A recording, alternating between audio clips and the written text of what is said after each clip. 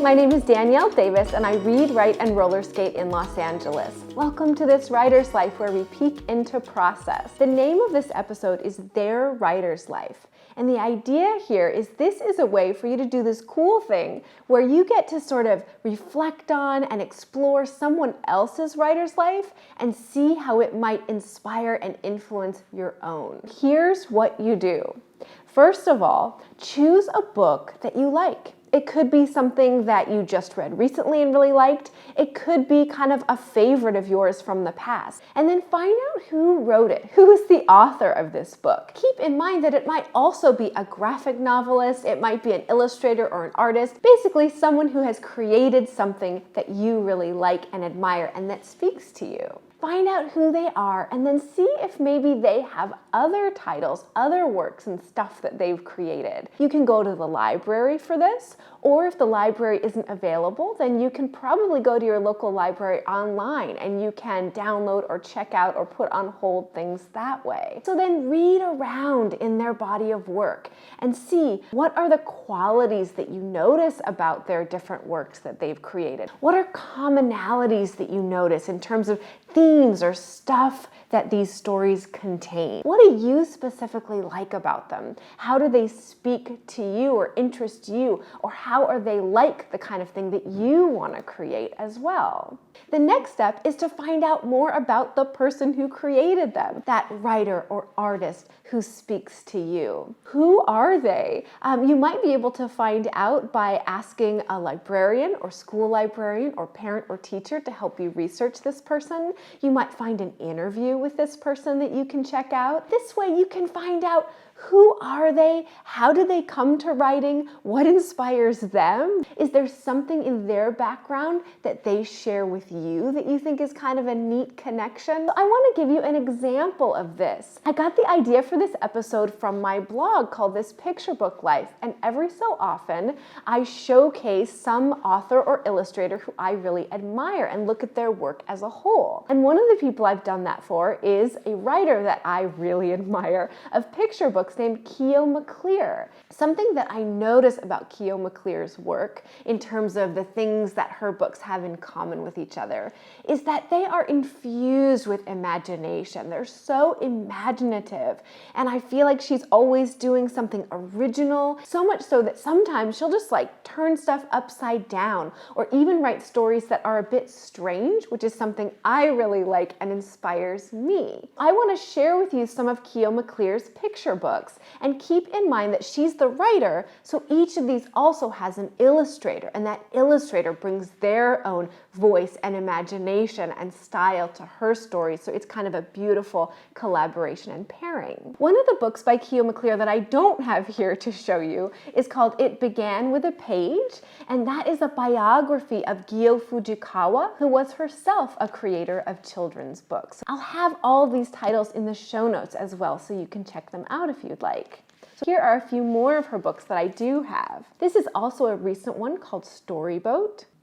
This one is called The Fog, and when I talked about turning things upside down, this is a good example, because in this book, there is a bird who watches humans the way humans usually watch birds. The List is about a family who makes lists. Julia Child is an imaginative take on the real person, Julia Child, the famous chef. The Wish Tree is about a quest for a magical, special wish tree in the woods. Yak and Dove is a story told in 3 parts about this pair of friends, Yak and Dove. And the final step of this process of studying, examining, exploring, absorbing someone else's writer's life is to write to them. Write them a letter or an email and tell them that you really like the stuff that they make. Tell them what you like about it. Maybe tell them your favorite title if you have one. And then I encourage you to also share something about you and what you're creating if you feel comfortable sharing that. Because I can pretty much guarantee that they would love to hear from you and hear about what it is that you're up to in your own writer's life. I did that part of the process as well. I emailed Keo Mcclear and I asked if she would come onto this episode and share with you some of her creative advice. And she said yes. So if you stick around for a couple more seconds, you get to hear some very special creative advice from Keo Mcclear. I hope that you'll take this on to investigate someone else's writer's life and see how it might inspire your own as you reflect on someone else's body of work. And there's a PDF in the show notes to help you do just that.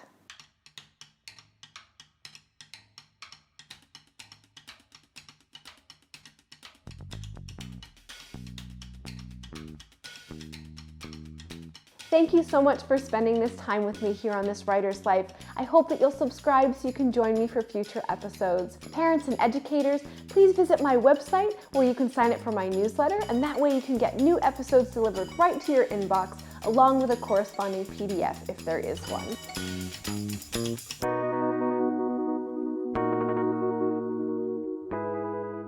Hi, my name is Keo Maclear, and this is Boss Kitty.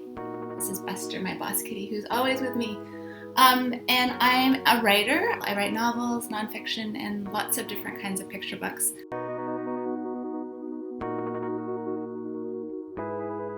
I didn't start off being a writer. In fact, I couldn't imagine myself being a writer because I always had an idea that writers had divine inspiration. They sat down and there was a lightning bolt of creativity that kind of struck them and they got rolling. What I realized actually was that most of my inspiration comes to me when I'm actually not at my desk, when I'm out in the world with my kids or just hiking or out with friends.